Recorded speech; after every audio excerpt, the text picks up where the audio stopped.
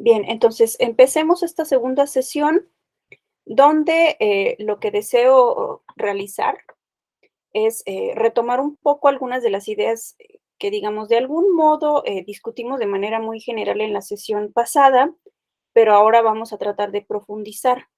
Antes de que pasemos a esto, hagamos un breve resumen para recordar algunas de las cosas, digamos, que vimos de manera muy general en la sesión anterior. Recordarán que partimos de un concepto de cognición, pero fue muy general porque solamente queríamos ubicarnos, digámoslo así, respecto al objeto de estudio de las ciencias cognitivas. Era como una definición básica. ¿Qué estudian las ciencias cognitivas? Bueno, la cognición. ¿Y qué sería la cognición? Bueno, nosotros nos limitamos a hablar de procesos cognitivos y dimos ejemplos de procesos cognitivos. Algunos de los que yo mencioné, pues eran lenguaje, memoria, atención, percepción, que son los que generalmente vienen en los manuales de psicología cognitiva o de neurociencias. Vimos también cuál era el origen histórico de las ciencias cognitivas, cómo es que se fueron desarrollando, digamos, cada una de estas ciencias cognitivas por separado y en qué periodo, más o menos a partir de los años 50, se fueron más o menos uniendo varias de estas disciplinas para trabajar en conjunto. Habíamos visto que parte del objetivo de las ciencias cognitivas es ofrecernos investigaciones o estudios que integren varias disciplinas. Podía existir integración local que involucrara una o dos disciplinas o integración global. Habíamos visto que desde sus orígenes, una disciplina central en las ciencias cognitivas es la psicología cognitiva. Y creo que de manera muy general fue la disciplina que más, digamos, revisamos. Vimos más ejemplos, vimos más acerca del origen histórico, cómo surge, digamos, el cognitivismo como opuesto al conductismo, que era el modelo que predominaba por lo menos en Estados Unidos, y cómo fue cambiando, ¿no? ¿Qué perspectivas nos ofrecía o qué características nos ofrecía este modelo de diferente respecto al conductismo? Estas son algunas ideas que vamos a retomar de nuevo en esta sesión para discutir ya de manera un poco más profunda el concepto de cognición y luego algunos problemas que se discuten actualmente y que de algún modo están relacionados con este concepto de cognición. Digamos que nosotros partimos de una definición muy básica porque queríamos ubicarnos un poco, no estar, digamos, hablando sin tener idea de qué era la cognición, pero vamos a ver que ya como tal en diferentes disciplinas se discute de manera más específica qué entendemos por cognición, porque esto tiene implicaciones en diferentes problemas actuales en ciencias cognitivas. Eso es lo que vamos a ver el día de hoy. Y bueno, empezaremos pues con el concepto de cognición. Recordarán que la psicología cognitiva, la cognición es entendida a través de estos diagramas de flujo, ¿no? La cognición es entendida como procesos. ¿Y qué mejor manera de describir estos procesos que a través de estos diagramas de flujo? Vimos en la sesión anterior el modelo este de Broadbent sobre la atención y lo que intentaban hacer los primeros psicólogos cognitivos que desarrollaron esta clase de diagramas era explicarnos cómo va ocurriendo un proceso como la atención a través de diferentes fases, desde los inputs, es decir, las entradas hasta las salidas, ¿no? Y la idea, pues, es esta de las capacidades cognitivas o la cognición como procesos, es decir, como diferentes fases en las cuales las entradas sensoriales son transformadas, son manipuladas para generar una salida. Esa es como la idea central de la psicología cognitiva. Pero algo que nosotros podemos notar es que esta caracterización de la cognición, por supuesto, pone énfasis en la cognición humana y en la artificial. Vamos a ver un poco más adelante por qué pasa eso. Pero a diferencia del conductismo, que más bien estaba, digamos, enfocado en el estudio de las conductas tanto humanas como de animales, pero sobre todo modelos animales, aquí lo que vemos es algo un tanto diferente, caracterizar la cognición como una serie de procesos internos que ocurren pues en el cerebro, si quieren verlo así, ocurren en el cerebro y que nos permiten manipular información que viene del entorno, procesarla y obtener una salida. Como habíamos mencionado en la sesión pasada, este concepto de cognición, por supuesto, tiene una enorme influencia de la teoría de la información, el concepto de computación. Recordarán que estaban muy unidos y que de hecho, pues la psicología cognitiva no puede ser entendida sin, digamos, estas herramientas teóricas que toma prestadas de otros campos del conocimiento. Si bien este concepto de cognición nos puede parecer ya un poco superado, como vamos a ver también, actualmente no todos estarían de acuerdo en que esto es la cognición, no podemos perder de vista que en la psicología cognitiva y también en la neurociencia se sigue utilizando este concepto de cognición y se siguen proponiendo estos diagramas de flujo para explicar cómo ocurren diferentes capacidades cognitivas. Este ejemplo es de la atención, pero existen diagramas de flujo para prácticamente cualquier capacidad cognitiva, para lenguaje, para memoria, para todas las capacidades cognitivas se han sugerido diferentes diagramas de flujo. Una definición así textual que nosotros podemos encontrar en un manual de psicología cognitiva y que además esta es una definición que vamos a encontrar, que la repiten constantemente los psicólogos cognitivos, digámoslo así, es como una definición muy citada, es la de este manual de Neisser. Aquí les comparto la imagen de la portada de su libro, de la reedición, porque recordarán que veíamos también en la sesión pasada que el manual de Neisser fue uno de los primeros que se publicó, o mejor dicho, fue el primero como tal que se publicó, donde como tal ya podemos ver las capacidades cognitivas que en esa época se habían estudiado, ya caracterizadas como procesos cognitivos. En esta reedición aparece esta cita donde pueden ver justamente esa misma idea. ¿Qué sería la cognición según Neisser? Bueno, procesos, ¿no? Describe la cognición como procesos a través de los cuales las entradas sensoriales son transformadas, reducidas, elaboradas, almacenadas, recuperadas y utilizadas. Entonces, pueden ver que justamente esta definición tiene que ver con esto que les acabo de mencionar. Tomamos elementos del entorno, los manipulamos internamente y luego emitimos una salida. Y además, Neisser recalca otros conceptos como el de almacenamiento, ¿no? Pueden ver que justamente tenemos la metáfora de la mente como computadora a la hora de caracterizar estos procesos cognitivos. Vemos pues que nuestra mente también almacena información proveniente del entorno, transforma esta información, la recupera y la utiliza. Entonces, bueno, prácticamente esta definición está tomada de esos conceptos que mencionábamos previamente, el de computación, el de información y la metáfora de la mente como computadora. La mayoría de los psicólogos cognitivos estarían de acuerdo en esta definición, pero en un sentido meramente operacional. ¿Qué quiere decir esto? Bueno, que quizá no estén tan interesados en discutir si efectivamente la mente es o no una computadora, simplemente admitirían esta definición porque, bueno, les sirve para lo que ellos están interesados en explicar, que no es otra cosa más que esto, ¿no?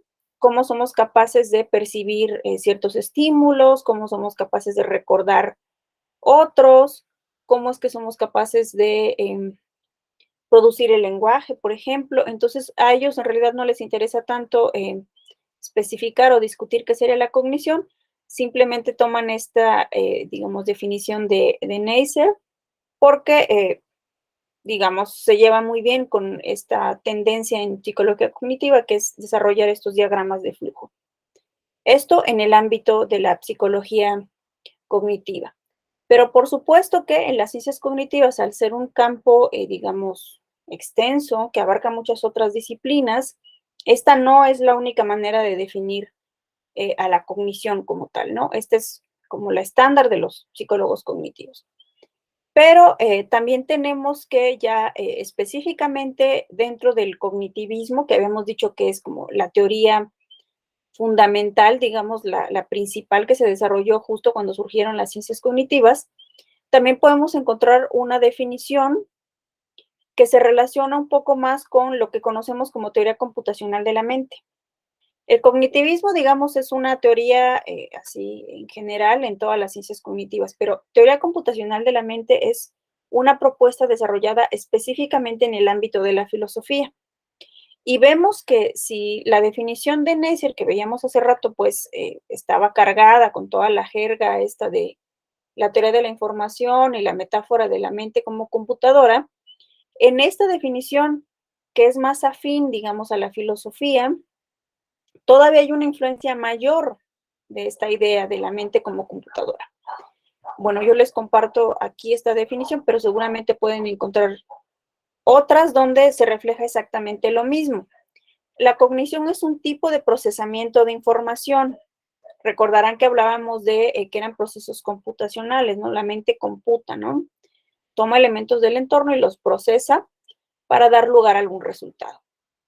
Pero en este caso, en esta definición, sí, la cognición es procesamiento de información, pero este procesamiento de información se lleva a cabo a través de la manipulación sintáctica de estructuras mentales representacionales, ¿no? Como pueden ver, a diferencia de la definición en psicología cognitiva, aquí se pone énfasis en que ese procesamiento de la información en la mente va a ocurrir a través de ciertas estructuras mentales y estas se van a manipular a través de ciertas reglas sintácticas, ¿no? Es el énfasis que se le pone a estas características. Vemos pues entonces que esta definición justamente es representacional, es decir, se basa en el concepto de representación, es computacional en el sentido en que va a decir que, bueno, van a decir quienes defienden este tipo de propuesta, que básicamente hay reglas, hay, digamos, maneras en las cuales se llevan a cabo estas manipulaciones, ¿no? Que son los algoritmos o reglas sintácticas, como le llaman muchos de ellos. Y también es un proceso completamente abstracto, ¿no? Es algo que nosotros no podemos ver, ocurre en la mente, digamos, eh, no sería como tal el papel, digamos, del psicólogo cognitivo como tal, aquí analizar cómo ocurre cada uno de los procesos, sino en realidad describir cuáles son esas reglas, digamos, que rigen las manipulaciones a nivel mental, ¿no? Como pueden ver, estamos ya en un nivel de abstracción bastante elevado. Los psicólogos cognitivos simplemente quieren especificar cómo se llevan a cabo ciertas capacidades, pero aquí los filósofos tienen otro objetivo, ¿no? Y en ese sentido, parecería que este concepto de cognición está un tanto alejado de la investigación que se hizo tradicionalmente en el cognitivismo y entre quienes defienden la teoría computacional de la mente, pero no tanto como vamos a ver. Y de hecho, de esta definición se desprenden muchas discusiones actuales. La definición que les pongo aquí está tomada de este artículo de 2018, pero en realidad esta forma de entender así la cognición es vieja, y en la actualidad, por supuesto, mucha gente la rechaza, ¿no? Mucha gente cree que es una muy mala manera de entender, digamos, lo cognitivo. Eh, Hay varios elementos que destacan también en esta forma tan abstracta de entender la cognición. Y una de esas características es la siguiente.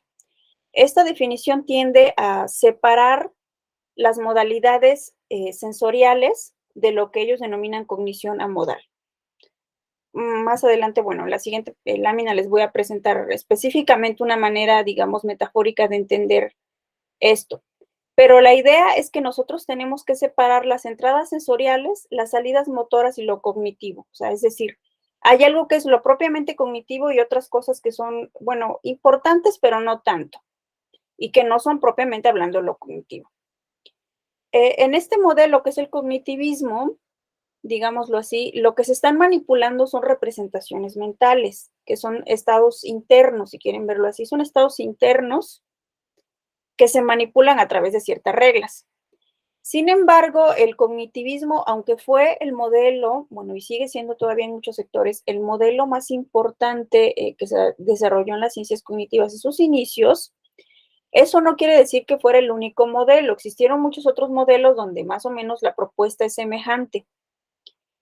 También hay una manipulación de algo, de ciertos estados internos, Pero esta manipulación no ocurre a través de representaciones mentales que se manipulan sintácticamente, como dicen los cognitivistas, sino que hay un procesamiento interno que ocurre a través de redes, ¿vale? Y entonces, por eso les puse aquí esta imagen. A ese modelo se le conoce como conexionismo, y la idea es esta, ¿no? No utilizamos símbolos o representaciones mentales que manipulamos, sino lo que utilizamos son redes, conexiones distribuidas, pero la idea es más o menos similar, ¿no? Son estados internos que se manipulan. Esto ocurre en el cerebro, estos estados internos están en el cerebro, y en ese sentido, esta forma de entender la cognición es intracraneal, y este concepto es muy importante para lo que se está trabajando actualmente. Mucha gente diría que, bueno, estamos reduciendo lo cognitivo nada más a algo que ocurre en el cerebro. ¿Y qué pasa con lo demás? Bueno, no hay nada más, como vamos a ver, juega un rol, lo que está aparte del cerebro, pero no es que sea algo fundamental. Eh, en ese sentido, digamos, este concepto de cognición, pues va a tratar de entender los procesos cognitivos como procesos cerebrales.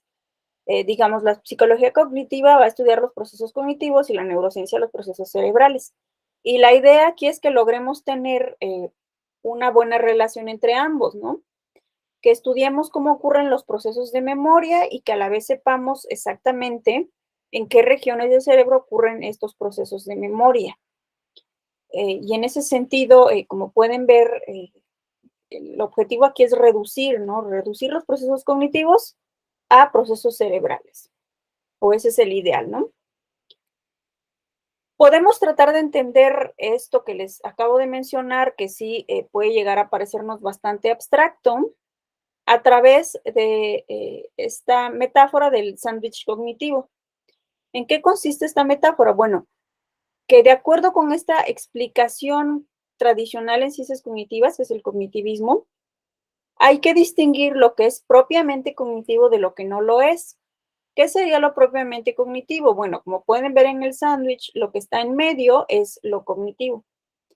Sin embargo, por supuesto que necesitamos las modalidades perceptuales, ¿no? Obviamente observamos el mundo, nos movemos en él y en ese sentido, pues necesitamos la percepción, las modalidades sensoriales, la vista, el oído, el tacto. Sin embargo, la percepción solamente sería relevante porque, digámoslo así, juega un papel porque nos permite obtener información del entorno, pero fuera de eso, eso no sería cognitivo propiamente hablando, ¿no? Lo cognitivo es lo que está en medio, esos procesos o esos estados internos serían lo verdaderamente cognitivo. Y lo mismo las acciones. En realidad, nosotros llevamos a cabo acciones para movernos en el mundo, y ese sería el rol de nuestro sistema motor, ¿no? Nos permite desplazarnos, nos permite eh, movernos en el entorno en el cual vivimos, pero fuera de eso no tiene ningún otro papel. Lo verdaderamente importante o lo que debe ser estudiado por los neurocientíficos o los psicólogos cognitivos es propiamente hablando la cognición, que es el relleno del sándwich. Vamos a ver que justamente esta idea, que la podemos ver así a través de esta metáfora, es justamente rechazada por los científicos cognitivos en la actualidad. Y lo mismo esta distinción entre procesos cognitivos de bajo y de alto nivel. ¿Cuáles son los de bajo nivel? Bueno, pues la percepción y la acción también son procesos de bajo nivel. Y en cambio, de alto nivel sería solamente lo propiamente cognitivo, por ejemplo, razonamiento, la toma de decisiones, la imaginación, la memoria, eso sería cognición de alto nivel. En cambio, simplemente percibir el mundo, movernos en él, eso es cognición de bajo nivel. Y también, bueno, los científicos cognitivos hoy en día rechazan esta distinción, ¿no? Aquí nada más para poner un ejemplo, podemos ver el pan de la hamburguesa, donde prácticamente es lo mismo, ¿no? Percepción, cognición y acción están hechos de lo mismo, dice aquí esta metáfora, ¿no? Eso es lo que se está trabajando en la actualidad, ¿no? Ya no todo el mundo cree que podemos hacer estas distinciones tan rígidas y separar lo cognitivo de lo que no es cognitivo, ¿no? En estas visiones tradicionales, la que tienen los psicólogos cognitivos y los filósofos, Sí es necesario hacer esta separación porque en realidad recuerden que a ellos lo único que les interesan son esos estados internos, ver cómo se llevan a cabo, cómo se manipulan esos estados internos sintácticamente, como dicen los filósofos. Y en realidad no nos interesa mucho ni la percepción ni la acción, ¿no? Que a final de cuentas son procesos secundarios o periféricos.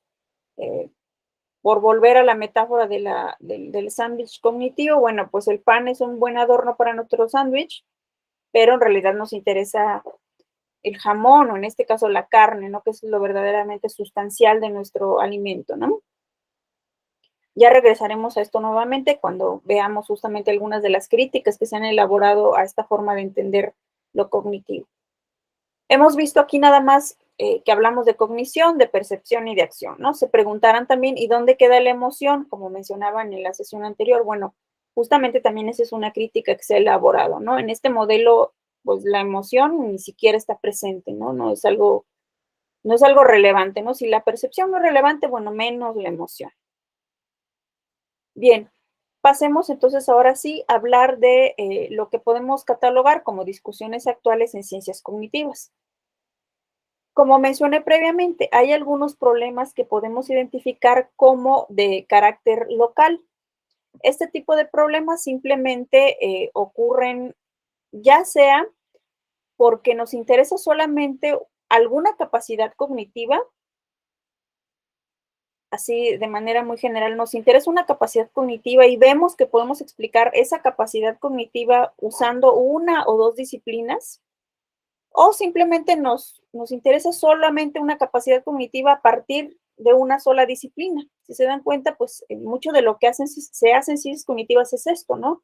Nos interesa, por ejemplo, nada más la memoria, nos interesa nada más el lenguaje, o nos interesa la creatividad, que mencionaban también en la sesión anterior, o nos interesa solamente hacer una integración de la psicología con las neurociencias, eh, pero no buscamos una integración global. Una integración global sí pretendería ser lo que vimos acá, por ejemplo, tratar de definir la cognición de una manera abstracta si es una forma de integración global que nos va a permitir, bueno, desarrollar un concepto de cognición que se aplique a todas las disciplinas que integran las ciencias cognitivas. Entonces, bueno, veamos algunos ejemplos de problemas que sí son locales antes de pasar a discutir estos otros problemas que sí implican unificación o cuestiones, digamos, más profundas y que comparten todas las disciplinas que forman parte de las ciencias cognitivas. Bien, un ejemplo que traje de integración local que involucra dos disciplinas es el reconocimiento de caras. Como pueden ver del lado derecho, lo que tenemos aquí, pues también es un diagrama que intenta explicarnos cómo ocurre el procesamiento de caras. Vean cómo, bueno, están divididos cada uno de los procesos, ¿no? Desde que se percibe un rostro, cómo este rostro es reconocido, hasta que, bueno, se llega como tal a definir, ¿no? ¿Quién es esa persona que, bueno, dado el rostro que estamos viendo, quién es esa persona, ¿no? Está todo el proceso aquí caracterizado y este sería un modelo desarrollado en el ámbito de la psicología cognitiva. Pero de este lado, del lado izquierdo, lo que tenemos más bien es un modelo que intenta explicarnos qué regiones en el cerebro son las que están involucradas en el procesamiento de caras. Esto, digamos, este cerebro que está en la parte de arriba en la imagen, sería el modelo de procesamiento de caras de una persona, digamos, normal. Y en la parte de abajo tenemos el procesamiento de caras en los individuos que tienen prosopagnosia, que es justamente, digamos, la incapacidad de poder conocer caras, ¿no? Vean, por ejemplo, que aquí esta conexión con la amígdala no se encuentra y si nosotros quisiéramos explicar por qué las personas que tienen prosopagnosia no reconocen caras, bueno, este modelo nos permitiría explicar, si hacemos una comparación, que es justamente porque seguramente se requiere esta región del cerebro que no está conectándose aquí y es lo que impide que las personas no reconozcan las caras, ¿no? Podemos tratar de hacer una integración y describir a cierto nivel de abstracción, como hacen los psicólogos cognitivos, el procesamiento de caras y también cómo se da cada una de estas fases en las diferentes regiones del cerebro. Y podemos incluso hacer una comparación, porque no sería lo mismo, por ejemplo, reconocer caras que reconocer objetos o reconocer otra clase de estímulos. ¿Pero por qué serían diferentes? Bueno, nos vamos a la caracterización tanto de los procesos que involucran como de las regiones del cerebro también que involucra, y vamos a ver que son efectivamente procesos completamente diferentes. Entonces, esa es una, digamos, investigación específica en ciencias cognitivas que involucra tratar de explicar la misma habilidad, que es el reconocimiento de caras, pero usando dos disciplinas distintas y, como pueden darse cuenta, usando diferentes herramientas de análisis. Este es otro ejemplo de integración local, que es el de la memoria. En esta tabla del lado derecho está el modelo de la memoria de Tulving. Este es el modelo que se considera como el más aceptado o el más común, y también es uno de los primeros que se propuso así con esta, digamos, distinción entre los diferentes tipos de memoria.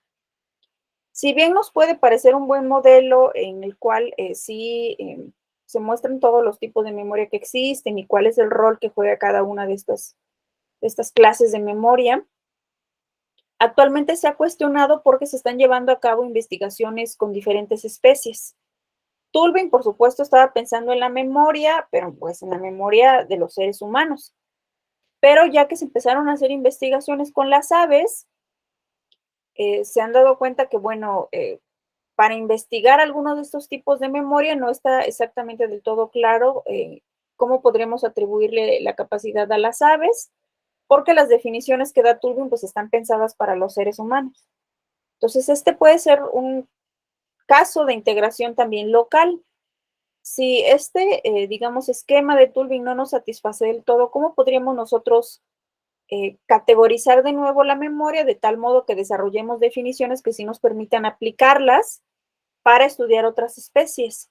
Por ejemplo, la memoria episódica, uno de los tipos de memoria que describe Tulving, involucra eh, recuerdos que son autobiográficos. Una pregunta interesante sería si los animales, ¿no? O qué animales tendrían este tipo de recuerdos, ¿no?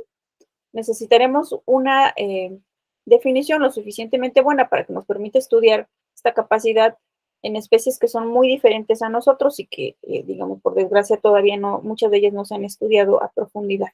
Este pues es un problema también local, porque solamente esta clasificación se está discutiendo en psicología cognitiva, bueno, también en filosofía, pero puede tener implicaciones en otras disciplinas, pero también a nivel meramente local, ¿no? Solamente nos interesa una capacidad que es la memoria, ¿no? No nos interesa toda la cognición, solo la memoria.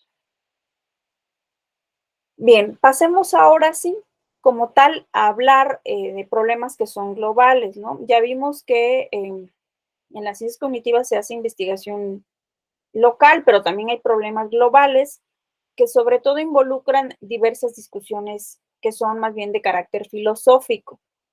Una de estas discusiones es acerca de la marca de lo cognitivo. ¿A qué se refiere esta pregunta? Pues justamente lo que estábamos tratando de analizar al inicio de la sesión. ¿Qué entendemos por cognición? ¿Qué hace que algo sea cognitivo? En realidad, muchos filósofos dicen que, bueno, esta pregunta pues es una formulación del viejo problema en filosofía de la mente acerca de lo mental. ¿Qué hace que algo sea mental? Esa es la pregunta, digamos, tradicional en filosofía de la mente, ¿no? ¿Cómo sabemos que algo es mental o no? ¿Cuándo podemos hablar de que los individuos tienen ciertos estados mentales o no? Habíamos visto que justamente una de las características de las ciencias cognitivas es que trataban justamente de apelar a estados internos para poder explicar capacidades que son mucho más complejas, ¿no? Veíamos el ejemplo de los estudios con los ratones, cómo los ratones podían recordar, eh, digamos, el laberinto, ¿no? Cómo estaba conformado el laberinto, cómo era que lo lograban. Bueno, habíamos dicho que, bueno, psicólogos cognitivos lo que proponían era que los ratones, cuando se desplazaban por el laberinto, se formaban un mapa, ¿no? Se formaban un mapa mental que posteriormente utilizaban para poder desplazarse de una manera más efectiva en este laberinto y así poder obtener el alimento. Entonces, apelaban a estados internos, es decir, mapas que se formaban en la mente, los cuales les iban a permitir en otro momento, a futuro, poder desplazarse a través del laberinto. Vemos que este pues es un avance de el conductismo, el apelar a esos estados internos, pero seguimos preguntándonos, bueno, ¿qué estados internos contarían como cognitivo? ¿Cualquier estado interno es cognitivo? ¿O qué sería lo cognitivo, no? Veíamos que una de las respuestas justamente tenía que ver con el modelo del sándwich, ¿no? ¿Qué cuenta como lo cognitivo? Bueno, únicamente ciertas capacidades cognitivas cuentan como propiamente cognitivo y la percepción y la acción están dejados de lado, ¿no? Esa es una forma de responder, pero vamos a ver que, bueno, hay muchas otras formas de responder. Los psicólogos cognitivos de manera general piensan lo siguiente. Para que algo sea cognitivo propiamente hablando, debe ser capaz de desacoplarse, debe ser capaz de operar fuera de línea, estar libre de contingencia y de inmediatez. ¿A qué se refiere esto? Bueno, a lo que veíamos aquí con el ratón. El ratón, evidentemente, cuando lo dejábamos explorar el laberinto, pues se iba desplazando y se iba formando un mapa mental de ese espacio, aunque no recibiera ninguna recompensa. Pero si se dan cuenta, eso lo hacía a pesar de que justamente no estábamos vinculando el estímulo con la respuesta, simplemente se desplazaba y de algún modo aprendía algo. Aprendía algo de tal modo que ese conocimiento le servía para poder utilizarlo a futuro. Y eso es a lo que se refiere cuando se habla de desacoplamiento, fuera de línea, libre de contingencia e inmediatez, ¿no? De cómo muchos organismos toman información de su entorno, ¿sí? Para poder llevar a cabo actividades que están o resolver situaciones que están ocurriendo en ese momento. Por ejemplo, bueno, si se presenta un depredador, pues todos los organismos, digamos, de algún modo desarrollamos ciertas habilidades para poder responder a esto, sí. Pero también es cierto que tenemos muchas otras habilidades que nos van a permitir responder a situaciones que no ocurren de manera inmediata. Y eso lo vemos de manera evidente en la memoria. Recordamos muchas cosas eh, que no requerimos, digamos, utilizar todo el tiempo, ¿no? Los seres humanos, bueno, tenemos recuerdos como los que veíamos, episódicos. Recordamos nuestra infancia, recordamos incluso cuando teníamos 3 o 4 años. ¿Para qué necesitamos esos recuerdos si no estamos realizando tareas que requieran ese recuerdo, ¿no? Tenemos imaginación también, ¿no? ¿Por qué tenemos imaginación? Eh, si esta no parece ser una capacidad que responda a una situación inmediata. Y eso se refiere justamente cuando se habla de cognición desacoplada y fuera de línea. No todas nuestras capacidades cognitivas están desarrolladas para responder a las situaciones inmediatas, sino que operamos fuera del entorno, ¿no? Fuera de las necesidades que están ocurriendo y digamos que son comunes para todos los organismos. Pero además observamos que las capacidades cognitivas que tienen por lo menos muchos mamíferos, y claro, muchos otros animales, pero sobre todo lo observamos en muchos mamíferos, es que son flexibles, son novedosas y son creativas. Es decir, no es que nada más a los animales simplemente se les entrene para responder a ciertas situaciones, sino que además pueden adaptar muchas digamos, capacidades para resolver problemas que son completamente novedosos y para los cuales no fueron entrenados. Eso lo vemos, por ejemplo, en resolución de problemas. Podemos enseñar a un alumno a realizar cierta actividad de cierta manera, pero muchas veces eh, se adaptan, ¿no? Crean ellos su propia manera de resolver un problema, ¿no? Y eso lo observamos justamente en esta capacidad de resolución de problemas, pero en general en el ámbito de la vida cotidiana vemos eso todo el tiempo, vamos adaptando nuestras conductas, no son rígidas, no se, digamos, explican nada más como una relación entre un estímulo y una respuesta, ¿no? Son mucho más que eso. Y por supuesto tampoco son producto de un reflejo, tampoco son habituación, tampoco son condicionamiento. Tampoco podemos decir que seguimos meras reglas heurísticas o mecanismos de aprendizaje fijos, y entonces, digamos, debe haber algo que hace que lo que estamos haciendo sea propiamente cognitivo y no algo que puede ser explicado por alguna de estas otras cosas que parecen semejantes, pero que no son cognitivo, ¿no? Ese es como que lo que se está sugiriendo hoy en día. Bien, ¿por qué este problema sería importante? Bueno, ustedes pueden decir, ¿por qué no nos quedamos con la definición de los psicólogos cognitivos, ¿no? Que simplemente nos permite, pues, explicar los procesos cognitivos y ya no nos metemos en esta discusión. ¿Qué sería lo cognitivo? ¿Qué no sería cognitivo? ¿Cómo vamos analizando cada capacidad cognitiva para ver si tiene alguna de estas características? Entonces ya decimos que es cognitivo, ¿no? ¿Por qué no hacemos solo eso y ya? Bueno, en realidad esta discusión acerca de qué es la cognición o qué es lo que define a lo cognitivo tiene muchas implicaciones en diferentes ámbitos de la investigación actual en ciencias cognitivas. Porque, bueno, es que hay que ser lo suficientemente cuidadoso, eso es lo que creo yo, como para que nuestro concepto de cognición no sea demasiado amplio, ¿vale? O sea, si nosotros caracterizamos a la cognición como la capacidad para resolver un problema, por ejemplo, bueno, alguien podría decir, una máquina es capaz de resolver un problema, ¿no? O decimos que el concepto de cognición se refiere solamente a tomar elementos del entorno, procesarlos y emitir una respuesta. Bueno, eso lo hacen muchos dispositivos también que tenemos a la mano, ¿no? Le metemos información a nuestro teléfono y nos da una respuesta también. Entonces, eso sería cognitivo también, ¿no? Nuestro teléfono o muchas otras máquinas llevan a cabo capacidades cognitivas, tienen cognición. En ese sentido, ya nuestro concepto es demasiado amplio, ya lo hicimos tan amplio que bueno, ya no da cabida, o mejor dicho, al revés, da cabida para todo, todo es cognitivo, ¿no? Y podemos hacer también lo opuesto, que demos un concepto tan estrecho que solamente dé cabida para algunas cosas, ¿no? Y es un poco donde se movía el cognitivismo, ¿no? De cómo solamente los estados internos, el relleno del sándwich, era lo propiamente cognitivo y la percepción, la acción y bueno, las emociones están completamente fuera de lugar, no son algo, no son lo cognitivo propiamente hablando. Bien, entonces esa es un poco la discusión actualmente. ¿Por qué nos interesa definir qué es lo cognitivo? ¿Qué hace que algo sea cognitivo? Porque si observamos cierto proceso podemos decir que eso sí es cognitivo y no otra cosa?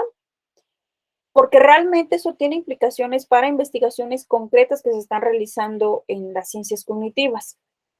Y para eso, bueno, traje algunos ejemplos para que veamos por qué sí nos importaría insistir en que tenemos que tener una noción de cognición lo suficientemente buena para no justamente hacer esto de que sea demasiado amplio o demasiado estrecho.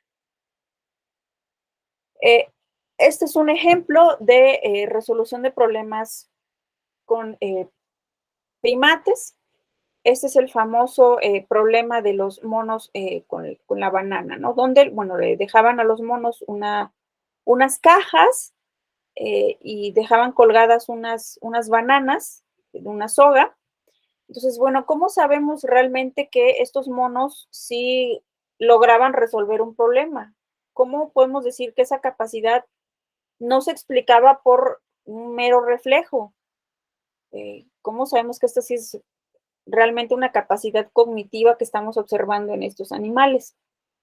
Y lo mismo acá, se han estudiado los primates, el uso de herramientas como palos y piedras. Por ejemplo, en este caso, bueno, les dejaban el palito para ver qué hacían, si realmente utilizaban ese palo para alguna cosa útil, por ejemplo, para sacar insectos que ellos pudieran comer. Y esta clase de investigaciones ha cobrado cierta relevancia porque también han servido, digamos, estos estudios para mostrar que muchas de estas conductas también se van pasando a lo largo de las generaciones en un grupo. Por ejemplo, el uso de piedras para romper nueces y poder comerse el interior, no nada más fue una conducta que observaron en un solo mono, sino que después vieron que otros aprendían y entonces iban pasando a sus descendientes esta conducta. Entonces, bueno, ¿cómo sabemos que esa conducta sí es propiamente cognitiva? y cómo sabemos que si hay una transmisión de esta conducta a lo largo de las diferentes generaciones de descendientes.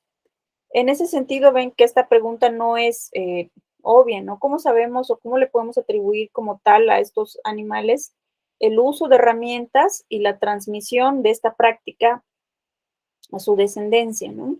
¿Cómo sabemos que no es digamos, una mera asociación, ¿no? De que el mono vio el palito y lo asoció con las hormigas y ya, ¿no? Pero no es que haya aprendido, no es que sea aprendizaje o uso de herramientas genuinos, sino simplemente producto incluso de la suerte, ¿no? Agarró el palo y entonces se le subieron varios insectos y ya vio que se subían y ya, pero no aprendió. ¿Cómo sabemos que realmente sí o que realmente no? En ese sentido, necesitamos definir exactamente qué características debe tener la resolución de problemas como una capacidad cognitiva para poder saber qué animales tienen o no esta capacidad. También en los estudios sobre el desarrollo se plantea este mismo problema y les traje dos ejemplos, el de la constancia perceptual y el de la teoría de la mente. La teoría de la mente es una capacidad también cognitiva que consiste básicamente en poder atribuirle estados mentales a los demás. Algo que nos parece obvio, ¿no? Vemos a alguien con quien tuvimos una discusión recientemente y decimos, creo que está enojado, ¿no? Le estamos atribuyendo un estado mental, creo que está enojado. O creo que él piensa que yo estoy enojada, ¿no? Estamos atribuyendo también un estado mental, una creencia, ¿no? Pero esta habilidad no se desarrolla digamos, en los infantes recién nacidos, sino que va, digamos, cambiando a lo largo del curso del desarrollo hasta que ya los infantes tienen cierta edad, ahí sí ya son capaces de atribuir estados mentales a los demás. Sobre todo estados mentales falsos, ¿no? Y vemos también en este otro ejemplo, en el de las puertas, lo que se conoce como constancia perceptual. Nosotros, bueno, vemos estas dos puertas y lo que vemos es que, bueno, está la puerta del lado derecho abierta y la del lado izquierdo pues está cerrada, ¿no? Pero sigue siendo la misma puerta. Si quisiéramos ingresar, pues bueno, pues la abrimos, sigue siendo la misma puerta, ¿no? La empujamos, no pasa nada de diferente, es la misma puerta. Sin embargo, también los infantes de cierta edad, pues no distinguen que a estos dos puertas como si fueran el mismo objeto, sino que los ven como objetos diferentes, ¿no? Como que no logran, digamos, abstraer, digamos que es el mismo objeto, independientemente de las diferencias, cómo está presentado bajo diferente luz, bajo diferente orientación, bajo diferente color, ¿no? A lo mejor ya está más oscuro y vemos que es otro color, pero en realidad no, sigue siendo el mismo, ¿no? Nosotros sí generalizamos y abstraemos y decimos, bueno, se ve rara la puerta, pero es que está entreabierta, ¿no? Eh, Parecería algo normal, ¿no? No se desarrollan ciertas capacidades cognitivas durante el curso de desarrollo. Bueno, decimos, es obvio, claro, ¿no? Los procesos de desarrollo son relevantes y lo vemos sobre todo en capacidades como estas. La percepción, la teoría de la mente, el lenguaje se va desarrollando poco a poco. Pero es importante que nos preguntemos también en qué momento ya podemos como tal decir que un infante tiene, propiamente hablando, teoría de la mente, o en qué momento ya como tal el infante es capaz de, digamos, abstraer y reconocer que esta es la misma puerta independientemente de cómo esté presentada, ¿no? ¿En qué momento ocurre esto? Eh, si antes no lo podía hacer, entonces todavía no tenía desarrollada esta capacidad cognitiva, entonces, ¿qué tenía, no? ¿Qué hacía antes de esto? ¿Cómo percibía el mundo antes de eso, no? Pueden ver que entonces definir qué sería lo cognitivo es relevante también para poder estudiar la cognición en el desarrollo. ¿En qué momento empiezan a surgir ciertas habilidades cognitivas y qué características deben tener ya que surgieron y que no tenían antes? Y en ese sentido, el concepto de cognición no es irrelevante para poder justamente trazar estos límites y ver dónde justamente ya se presenta una capacidad y cuándo todavía no. Otro ejemplo lo tenemos también en el estudio con las plantas, que es más o menos algo sobre lo que se ha trabajado recientemente. Hay quien cree que, bueno, sí realmente las plantas son capaces de aprendizaje, pero si se dan cuenta, las plantas y otros organismos animales que no tienen un sistema nervioso como el que tenemos nosotros, ¿no? No tienen cerebro, por ejemplo, ¿no? Y en ese sentido, ¿cómo podemos hablar de que estos seres vivos también tienen capacidades cognitivas? Lo que hacen se parece mucho a lo que hacemos los seres humanos, por ejemplo, el aprendizaje o la memoria, como el libro que está en la imagen del medio, ¿no? Tienen memoria las plantas. Bueno, ¿qué sería la memoria y qué sería lo cognitivo? Entonces, como pueden ver también el problema de qué es cognitivo y qué no, pues tiene implicaciones para este tipo de investigaciones. ¿Cómo sabemos que X planta realmente tiene capacidades cognitivas como las que tenemos nosotros?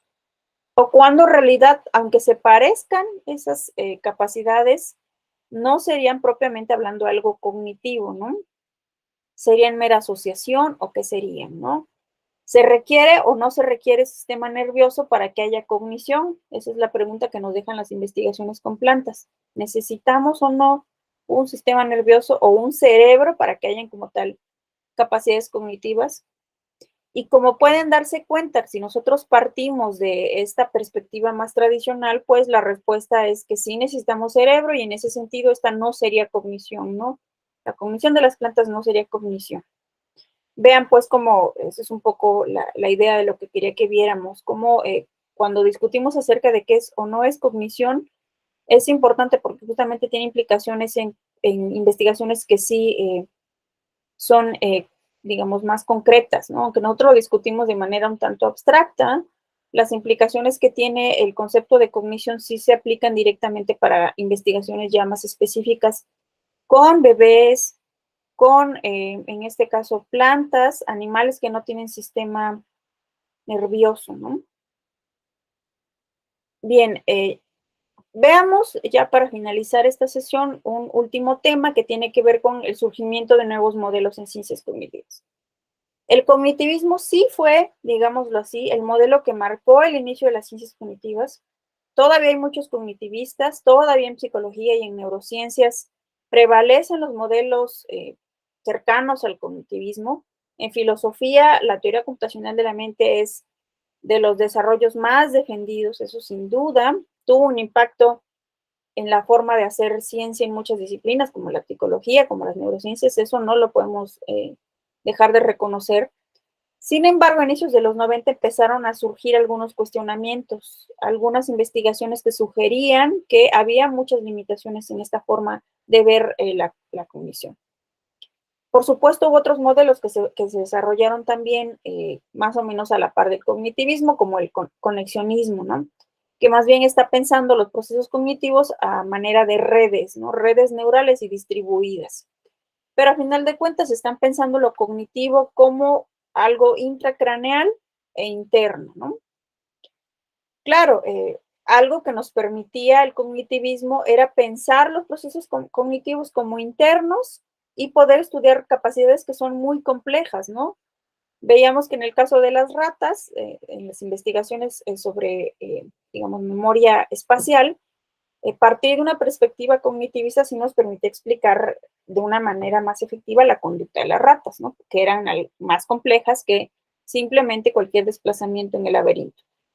Incluso, digamos que el cognitivismo cobró relevancia justamente porque recordemos que, aunque le hemos puesto más énfasis en la psicología cognitiva, también la inteligencia artificial fue otra disciplina que destacó eh, en los inicios de las ciencias cognitivas, ¿no? Y en esa época sí existía, digamos, una visión un tanto optimista de que si nuestra mente era una computadora, entonces nosotros podíamos de algún modo recrear los procesos cognitivos también en máquinas, ¿no? Por ponerlo así de una manera simple, ¿no? Si al final de cuentas lo cognitivo no es más que procesamiento de información, pues eso lo pueden hacer también agentes artificiales. También podemos recrear esas capacidades, ¿no? Tomemos como ejemplo a Deep Blue, que es una computadora pues que se diseñó para jugar ajedrez. Si se dan cuenta cómo lleva a cabo esta tarea de jugar ajedrez, pues es básicamente tomando cierta información como una entrada, manipulando, digamos, esa información para darnos una respuesta. Por ejemplo, si está colocada, digamos, cierta pieza en el ajedrez, no sé, el caballo en cierta posición del tablero, esa sería la entrada. Y lo que queremos saber es cuál sería el movimiento más apropiado para realizar dada esa entrada. Tenemos cierta pieza en el tablero de nuestro contrincante y ciertas piezas en el tablero de nuestro lado, ¿no? Dada esa información, ¿cuál sería el movimiento más adecuado que queremos hacer? Bueno, esta computadora nos permite hacer justamente eso. Tomamos la información sobre el tablero y las piezas tal como están colocadas y nos da una respuesta de cuál es el movimiento más adecuado, ¿no? Y es eso, entrada, manipulación dadas ciertas reglas y una respuesta. Y en ese sentido podemos decir que entonces estamos recreando nuestra capacidad para jugar ajedrez. Pero eso no es lo único que hacemos los seres humanos. No solo jugamos ajedrez, sino hacemos muchas otras cosas, incluso cosas que son más fundamentales, dirían los críticos del cognitivismo. Si creemos que realmente estamos recreando la inteligencia humana, creando una computadora que juega ajedrez, dirían muchos teóricos en esa época, pues estamos realmente entendiendo de una manera incorrecta qué es la inteligencia humana, ¿no? Por ahí van las críticas de los modelos que se empezaron a desarrollar en esa época, en los 90. Aquí solamente quise destacar algunas de las obras que, digamos, marcaron el inicio del desarrollo de nuevos modelos en ciencias cognitivas. Tenemos esta obra de Varela. Varela fue un biólogo chileno que en colaboración con otros investigadores en esa época desarrolló lo que se conoce como enactivismo, o así lo conocemos actualmente, enactivismo. Y lo que Varela sugiere en este libro es que, bueno, en realidad la cognición es un acoplamiento dinámico entre el cerebro, el cuerpo y el entorno, ¿no? Recordarán que en el modelo del sándwich cognitivo, la percepción y la acción son algo periférico, ¿no? Lo verdaderamente cognitivo es el relleno, ¿no? Pero él diría, no, el cuerpo, el medio en el cual nos estamos moviendo, no son algo externo que no nos interese, sino que forma parte de lo cognitivo también. Tenemos también estas obras de Hutchins que, bueno, lo que destacan es lo que se conoce como cognición, bueno, cognición distribuida, tuvieron un impacto en lo que se conoce como cognición distribuida, pero también a lo que se conoce como cognición situada, ¿no? Que no podemos perder de vista la idea de que justamente estamos inmersos en un entorno, ¿no? Llevamos a cabo tareas, sí, hacemos muchas cosas, pero siempre como parte de este entorno. Y en ese sentido, como pueden ver, este tipo de modelos ya no solo pretenden explicar las capacidades cognitivas centrándose en el cerebro, ¿no? Sino recordándonos que somos cuerpo también y estamos inmersos en un entorno, no nada más un entorno físico, sino también un entorno social, ¿no? Vamos a ver que justamente esa es la aportación de lo que se conoce como cognición distribuida, ¿no? O extendida, que incluso hay elementos extracorporales que forman parte de nuestras capacidades cognitivas. También en esa época resurgió la obra de Gibson, lo que se conoce como psicología ecológica, que también es un modelo importante dentro de los que se desarrollaron en ciencias cognitivas y que van en contra de la visión, digamos, más centrada en el cerebro, más centrada en estados internos, propiamente hablando, que es el cognitivismo, ¿no? De la obra de Varela se desprenden principalmente el enactivismo y la cognición corporizada, como vamos a ver.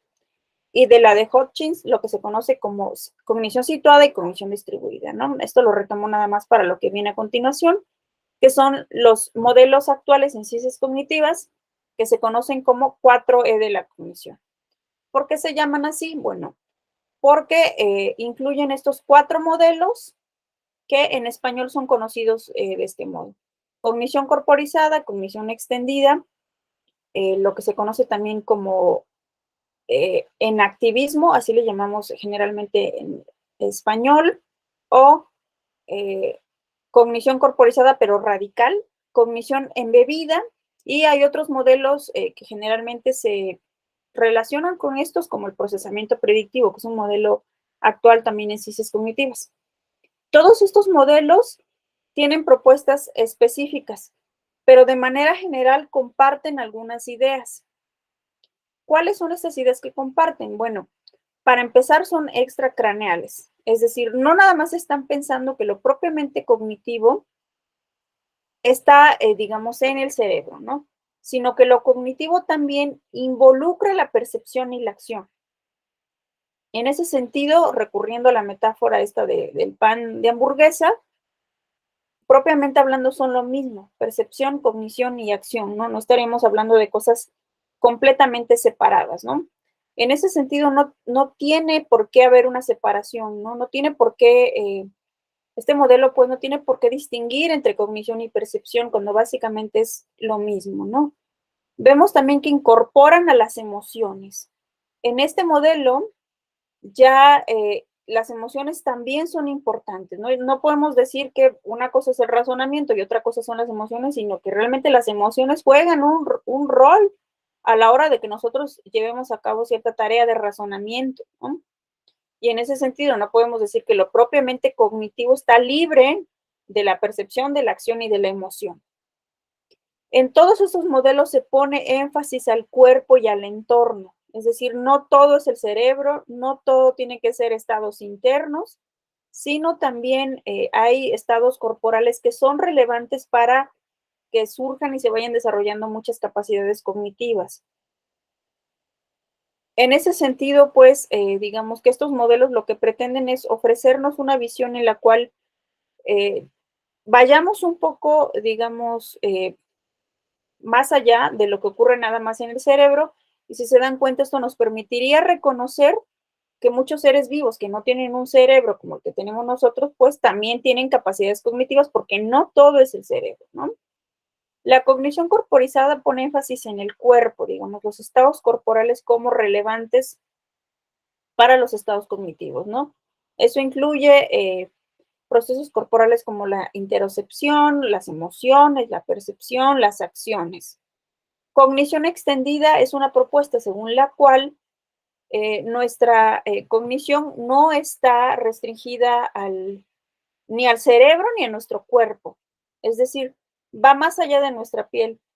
Y este tipo de modelo se utiliza sobre todo en el ámbito de la antropología y la sociología, porque reconoce que, por ejemplo, los seres humanos estamos todo el tiempo tomando elementos de nuestro entorno para poder, digamos, extender nuestras capacidades cognitivas. Y bueno, qué mejor ejemplo de nuestro teléfono celular, ¿no?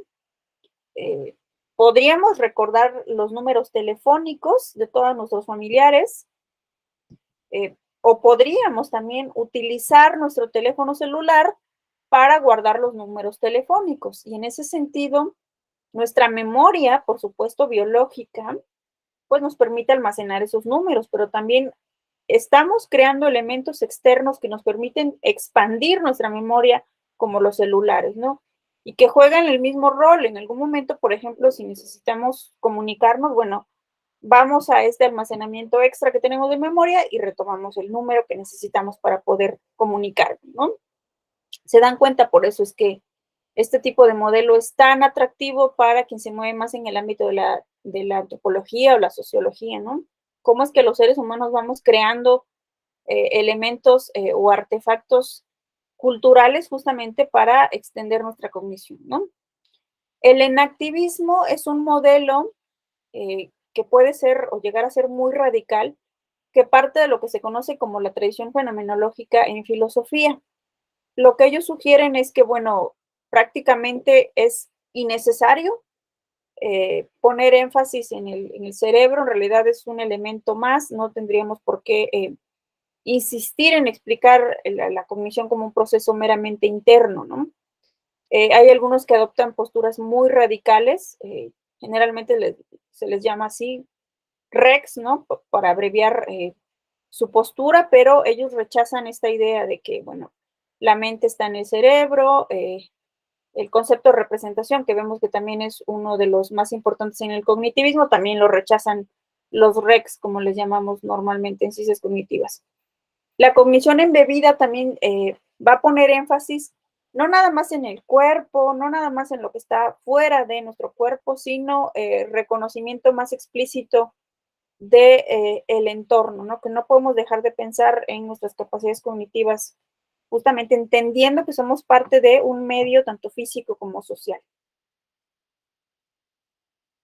Este es un modelo de la cognición corporizada que, como pueden ver, incorpora todos estos elementos, ¿no? La actividad cerebral, percepción y acción y un bucle, ¿no?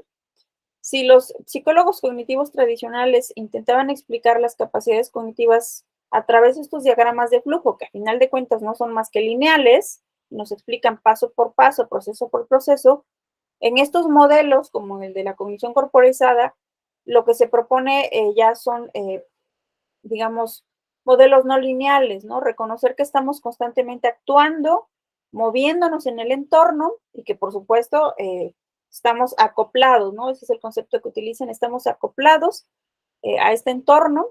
No podemos pensar nuestras capacidades cognitivas como si no estuvieran acopladas, ¿no? Todo el tiempo estamos actuando y viendo el medio en el cual nos rodeamos y llevamos a cabo acciones. Este es un, digamos, diagrama que nos ilustra algunas de las ideas que son compartidas por los diferentes modelos en las ciencias cognitivas, ¿no? Si bien muchos de ellos comparten muchas propuestas como las que acabo de mencionar acá, y en general estos modelos tienen en común el que critican el cognitivismo tradicional, por supuesto que hay muchas diferencias también entre ellos, ¿no? No podemos perder de vista que si bien se engloban como 4E de la cognición, porque van a poner énfasis en ciertos aspectos contra el cognitivismo, también tienen propuestas muy particulares, ¿no? Por supuesto que estos modelos nos ofrecen muchas ventajas, ¿no? Sobre todo porque fueron desarrollados sobre todo en el ámbito de la biología. Como veíamos, la obra de Varela, bueno, fue de las que tuvo más impacto, y Varela era biólogo, y quizá por eso puso mayor énfasis en, digamos, el carácter evolutivo de la cognición. Por supuesto, reconocen el papel del cuerpo, las emociones y las acciones que habíamos visto eran rechazados por el modelo tradicional, ¿no? Jugaban un papel meramente periférico, ¿no? Eran el mero pan de nuestro sándwich, ¿no? No parecen ser tan importantes como el relleno. Algunos de estos modelos también ponen énfasis en el carácter social de la cognición y no podemos perder de vista que la cognición, en el caso de los seres humanos que somos seres sociales, pues la cognición también depende de procesos de socialización. Por ejemplo, el aprendizaje del lenguaje no puede darse sin estos procesos de socialización.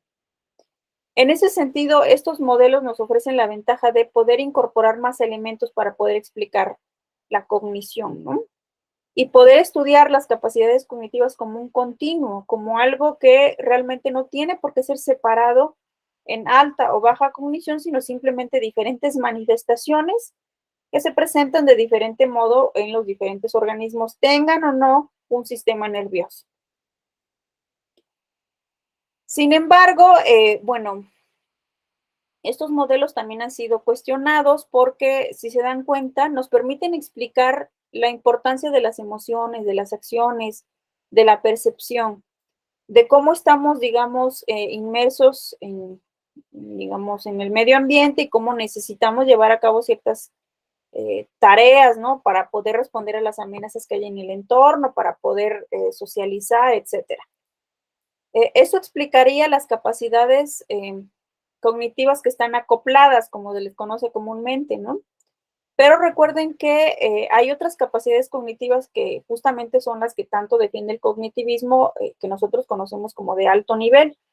¿Qué pasa con el pensamiento abstracto, con los conceptos, con la imaginación, con el razonamiento lógico, que parecen capacidades que no están acopladas, ¿no? Porque de repente pues estamos distraídos y empezamos a pensar en cosas que no tienen nada que ver con lo que estamos haciendo en ese momento, ¿no? A eso se le conoce como divagación mental, ¿no? ¿Por qué hacemos eso? ¿Por qué divagamos y nos perdemos de lo que estábamos haciendo en ese momento, ¿no? no parece ser una capacidad muy acoplada, ¿no? El razonamiento lógico también, que tiene que ver, ¿no? El pensamiento abstracto y muchos elementos y muchos conceptos que nosotros encontramos en las diferentes ciencias también. ¿Por qué pensamos en ese tipo de cosas si realmente no juegan un rol para realizar tareas de manera inmediata, como propondrían estos modelos, ¿no?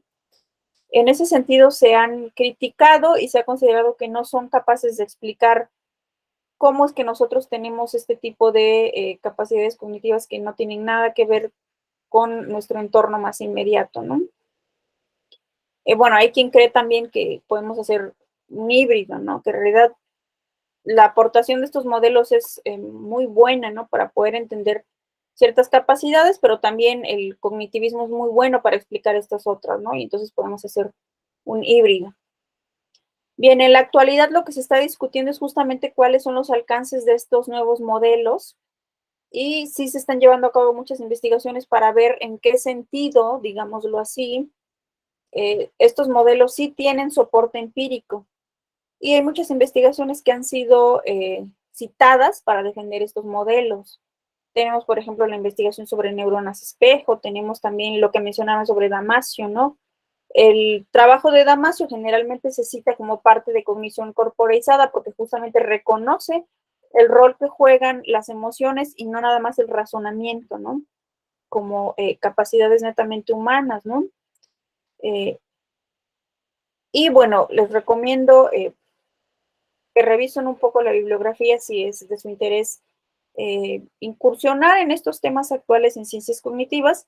Estos son algunos de los libros, digamos, más populares sobre algunos de estos temas. Aquí tienen este sobre procesamiento predictivo, pero digamos, al ser la discusión tan reciente, cada rato están saliendo diferentes libros, diferentes artículos sobre estos temas, ¿no? Esos están en inglés, pero pueden encontrar también algunos de estos en español. Si quieren introducirse, les recomiendo cualquiera de estos. Este de cuerpo presente es el de Varela, es la traducción del libro de Varela de 1991. Está también este otro, que es sobre enactivismo, la mente fenomenológica, y este fuera de la cabeza, ¿no? Este es cognición corporeizada y enactivismo. El de la mente fenomenológica es enactivismo. Fuera de la cabeza también enactivismo. Este artículo de Andy Clark y Chalmers es cognición extendida. Y este libro de Andy Clark, de estar ahí, también es muy accesible. Ese lo puse incluso en la carpeta, igual que este de Varela, porque también es muy accesible. Pueden ver cómo en el libro de Andy Clark él va como detallando de manera muy general cómo es que fueron surgiendo estos modelos, ¿no? Desde el cognitivismo a, digamos, modelos más recientes en los cuales se cuestionaron, digamos, algunas de las explicaciones del cognitivismo y se fueron sugiriendo otras propuestas. Más o menos, Andy Clark, digamos, sí defiende una propuesta, eh, digamos, sí critica un tanto el cognitivismo y defiende una propuesta más o menos original y bastante accesible que pueden leer en este libro, ¿no? Que sí les puse ahí, está en español. Bueno, muchas gracias.